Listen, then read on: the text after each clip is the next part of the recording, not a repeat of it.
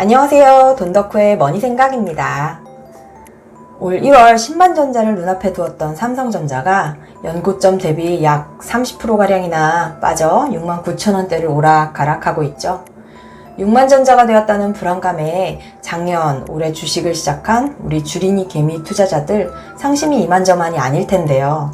저 역시 삼성전자를 1,400만원어치나 들고 있는 입장에서 어떤 생각을 갖고 있는지, 또 살지, 팔지, 잃지 않기 위해서는 어떠한 방식으로 투자를 해야 하는지에 대해 이야기해 보려고 합니다. 결론부터 말하면 저는 팔지 않고 추가 매수를 고려하고 있습니다. 왜냐하면 제가 생각하는 삼성전자의 가치는 6만원이면 여전히 싸고 제 수익률은 현재 플러스거든요. 한마디로 말해 전 쫄리지가 않아요. 전고점 대비 30%가 떨어져도 제가 이런 마음을 가질 수 있는 건 바로 싸게 샀기 때문입니다. 그리고 확신이 있기 때문이죠. 투자에서 절대로 잃지 않는 바로 그 첫 번째 방법은 바로 어떠한 자산이든 싸게 사는 것입니다. 주식은 저평가된 것으로, 부동산은 경매나 금매로, 달러와 금은 저점에서. 그렇다면 주식의 저평가는 어떻게 판단하냐? 뻔한 대답일 수 있지만 나름의 기준을 가지고 공부를 하셔야 합니다. 책이던 블로그던 유튜브던 증권사 레포트던 주식에도 다양한 투자 방법이 있으니 찾아보시고 그 중에 본인에게 가장 설득력 있는 방법으로 시도해 보시면 됩니다. 저 같은 경우는 생활 속이나 주식 관련 미디어를 보다가 흥미있는 기업이 생기면 PER과 PBR을 살펴보고, 또 적자가 아니면서 부채가 적고 현금성 자산이나 부동산이 많은지를 보고 기업 가치를 예측해 본 뒤 충분히 싸다고 생각되면 삽니다. 많이 싸야 사요. 그리고 확신이 있으니 주가가 떨어지면 더 사 모읍니다. 떨어지는 주가에 안절부절하지 않고 오히려 얼마치를 더 살까 고민을 합니다. 제가 올해 삼성전자를 조금씩 더 사 모아오고 있는 것처럼 말이죠. 부동산도 마찬가지입니다. 잃지 않으려면 싸게 사야 해요. 최근 낙찰가율이 많이 오르긴 했지만 경매가 부동산을 싸게 살 수 있는 방법 중 하나죠. 근데 경매를 배우기까지가 힘들고 또 명도 등의 스트레스를 견딜 자신이 없다면 금매를 잡으면 되겠죠. 관심 지역을 호갱노누나 네이버 부동산 등에 등록해두고 꾸준히 모니터링 하다가 원하는 매물이 나오면 현장에도 가보고 부동산에 들러 사장님께 강력한 매수 의사를 전달하면 다음에 먼저 기회를 잡을 수 있기도 합니다. 저는 관심 있는 매물이 있어 같은 단지에 두어 번 각기 다른 물건을 보러 갔었지만 제 기준에 싸지 않다고 생각되어 투자하지는 않았습니다.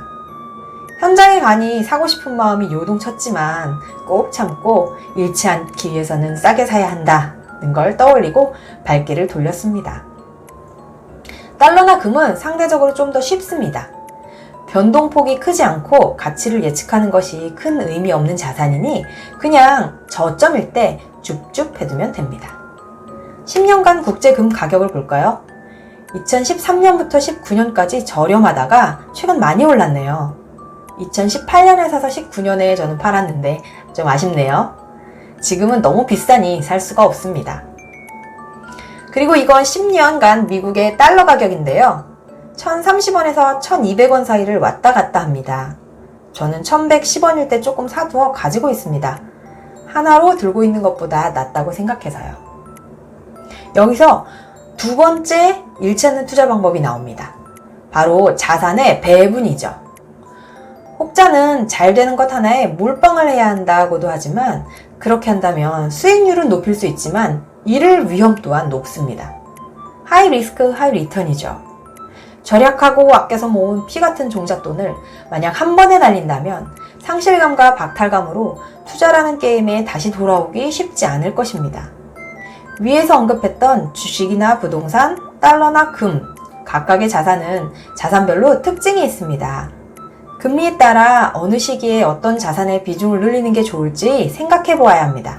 저는 처음 재테크를 시작하면서 투자자 앙드레 코스톨라니의 책에 나오는 달걀 모형을 보고 큰 깨달음을 얻었습니다. 금리가 높으면 현금을 은행에 예금하여 이자를 받는 것이 유리하고 금리가 떨어지기 시작하면 예금에서 채권으로 이동. 금리가 저점을 향해 간다면 낮은 이자로 돈을 빌려 부동산에 투자하는 것이 좋다는 것을요. 금리가 올라가기 시작하면 경기가 좋아진다는 징조이므로 기업에 투자, 즉 주식 투자를 하고 다시 금리가 정점에 다다르면 예금으로 돈의 위치를 바꿔야 하는 것이죠.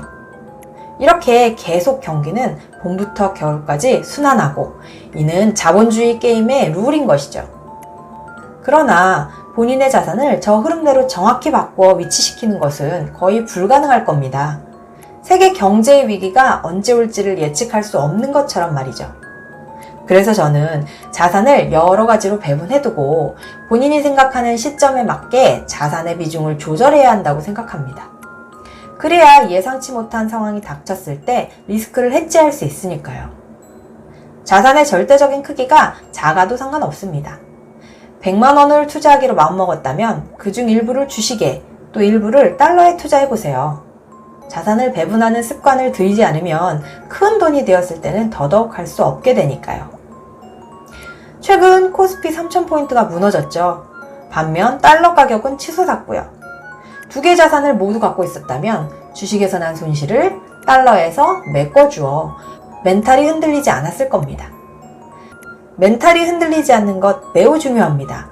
절대로 잃지 않는 세 번째는 바로 이 투자의 게임에서 떠나지 않는 것입니다.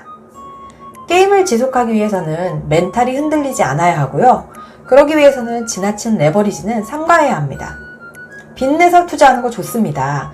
레버리지 없이 어떻게 빠르게 부자가 되겠어요. 하지만 최악의 상황에서도 본인이 감당할 수 있는 수준의 빚을 써야 합니다. 주식담보대출은 그중 가장 안전한 빚이라 할 수 있고요. 지금은 은행별로 정부 지침대로 부채를 조절하고 있어 주담대는 안 나오고 있죠. 하지만 내년 1월이 되면 다시 은행별로 한도가 리셋되니 그때를 노려보세요. 직장인이라면 신용대출 또한 유용한 레버리지입니다. 단 퇴사할 계획은 없어야겠죠. 퇴사하면 바로 회수가 되니까요. 빚 중에 가장 기피해야 할 것은 주식담보대출입니다. 최근처럼 주가가 급락하게 되면 주식을 담보로 받은 대출은 담보가치가 하락하면서 나의 의지와 상관없이 시장의 하한가로 팔려버리기 때문이죠. 이때 멘탈을 부여잡을 수 있는 사람이 과연 몇이나 될까요? 이러한 경험을 가진 분은 바로 위에서 말한 투자의 판을 떠나버리게 됩니다. 위기를 버텨야 더 큰 기회를 잡을 수 있고 투자의 게임에 떠나지 않을 수 있습니다. 아까 게임의 룰 기억하시나요? 경기는 순환한다. 겨울을 버틴 자는 봄을 다시 맞이하게 되는 것입니다. 겨울의 게임을 떠나버리면 결코 봄은 없는 거죠.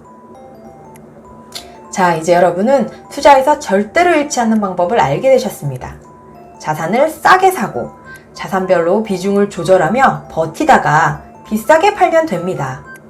그리고 그 자산을 싸게 사는 법과 지금이 경기 순환의 어느 시점인지는 공부를 통해 배워가면 되고요. 워렌 버핏이 이런 말을 남겼죠. 첫 번째 투자 원칙은 절대로 잃지 마라. 두 번째 투자 원칙은 그 첫 번째 원칙을 잊지 마라. 여러분 모두 절대 잃지 않는 성공하는 투자자가 되시길 바랍니다.